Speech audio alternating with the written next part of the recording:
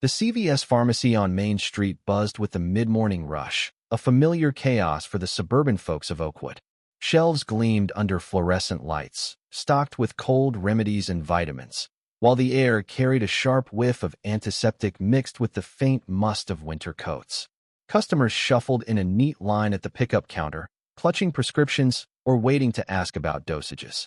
It was a scene of quiet order, the kind that hums along unnoticed until someone rips it apart.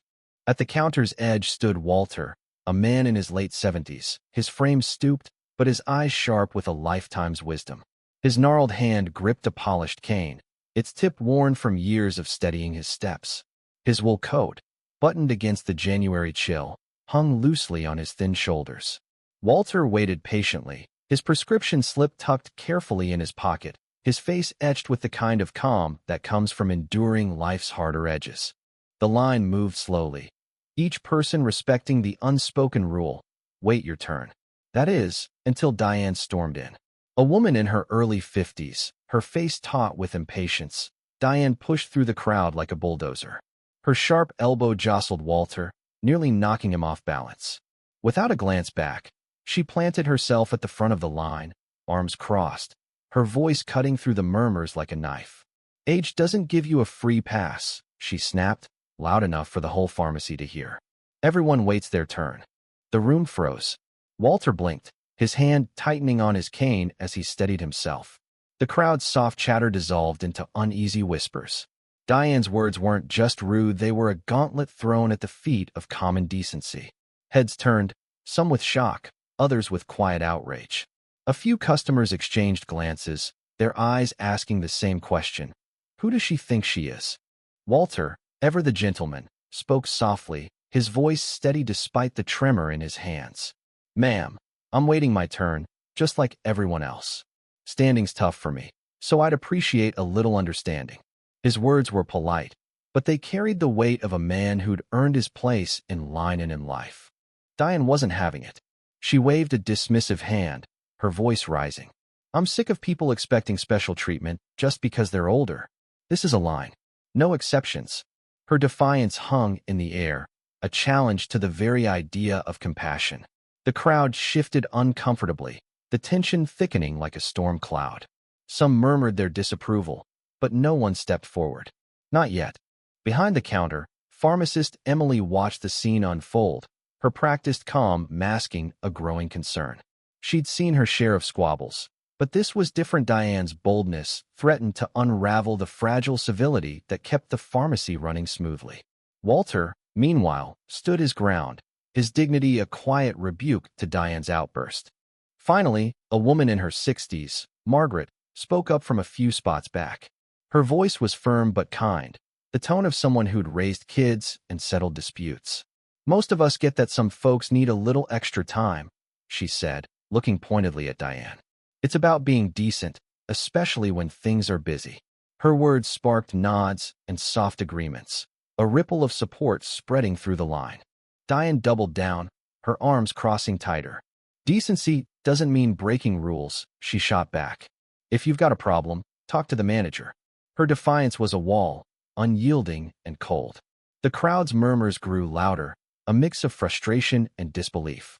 This wasn't just about a line, Anna Maria, it was about fairness, respect, and the kind of society they all wanted to live in. Emily, the pharmacist, stepped forward, her voice calm but authoritative. Ma'am, she said, addressing Diane directly. Our policy is to prioritize customers with special needs, like seniors or those with mobility issues. Please respect that and wait your turn. Her words were a lifeline, pulling the room back from the edge of chaos.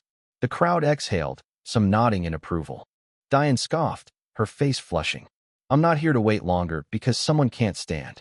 Fair's fair. But Emily didn't budge.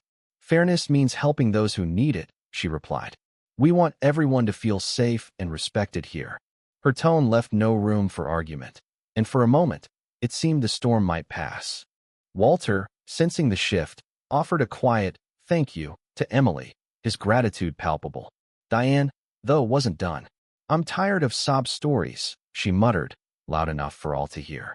I'm sick too, and I don't cut in line. Her words stung, not just for their cruelty, but for what they revealed, a woman worn thin by her own burdens, lashing out at the wrong target. The tension peaked, a standoff between entitlement and empathy. Then Margaret spoke again, her voice softer now, almost pleading. We've all got struggles, but taking it out on someone who's hurting more?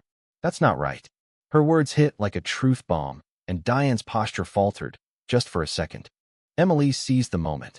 Ma'am, if you can't respect our policies, I'll have to ask you to leave. It was the final line, drawn with precision. Diane's eyes flashed, but the fight drained out of her. Muttering under her breath, she stepped back, rejoining the line with a grudging slump. The crowd exhaled, relief washing over them like a cool breeze. Walter moved forward to collect his medication, assisted by Emily's gentle hand. Customers exchanged smiles, their quiet solidarity a testament to the power of standing up for what's right. Diane lingered at the back, her earlier fire replaced by a heavy silence. She wasn't defeated, but she was shaken, her worldview cracked by the weight of the moment. As Walter left, his cane tapping softly on the linoleum, he paused to nod at Margaret and a few others. Their small gestures of support, a smile, a kind word wove a thread of connection through the room. The pharmacy settled back into its rhythm, but the air carried a new weight, a reminder of how quickly patience can fray and how fiercely kindness must be defended. Diane, now waiting her turn, felt the sting of her own words. She'd come to the pharmacy frazzled, her life a tangle of work deadlines and family demands. Cutting the line wasn't just impatience, it was a cry for control in a world that felt unfair. But Walter's quiet dignity and the crowd's response forced her to see the cost of her actions. She didn't apologize, not yet, but as she watched Walter leave, something shifted. Maybe fairness wasn't about sameness, but about giving where it was needed most. The pharmacy hummed on, a microcosm of the world outside. Emily and her team worked with renewed purpose, knowing their role wasn't just about pills, but about nurturing a space where everyone felt seen. Customers chatted softly, sharing stories of their own struggles, arthritis, long hours, loved ones needing care. These weren't just complaints, they were bridges, linking strangers through shared humanity. Walter, now outside, sat briefly on a bench, his breath visible in the cold air. He thought of the day's clash, not with anger, but with hope. He'd seen worse in his year's prejudice, indifference, but he'd also seen people rise to meet challenges with grace. Today, the pharmacy had chosen grace, and that was enough. Back inside, Diane reached the counter at last. Emily served her with the same professionalism she'd shown Walter, a subtle lesson in fairness. As Diane left, her steps slower now, she carried a question. Could she let go of her frustration and choose kindness instead? It wouldn't happen overnight, but the seed was planted. The day rolled on, but the story of that morning lingered. Customers carried it home, retelling it over dinner tables, sparking debates about patience and privilege. The pharmacy, just one stop in their busy lives, had become a stage for a larger truth, that respect and empathy aren't just nice words, they're the glue that holds a community together. By closing time, the staff reflected on the day's events. Emily, locking up, felt a quiet pride. They'd navigated a storm and come out stronger. The pharmacy wasn't just a business. It was a place where humanity was tested and, today, upheld. For the people of Oakwood, the incident was a wake-up call. Life moves fast and tempers flare, but moments like these demand a choice, to push past or to pause and see the person in front of you. Walter's quiet strength, Margaret's courage, and Emily's resolve showed the way forward, a path built on compassion, one step at a time. What do you think about this story? Have you ever witnessed a moment where impatience clashed with empathy, or where someone stood up against unfairness? Share your thoughts in the comments below. Let's talk about how we handle conflict and injustice in our daily lives. Where do you stand?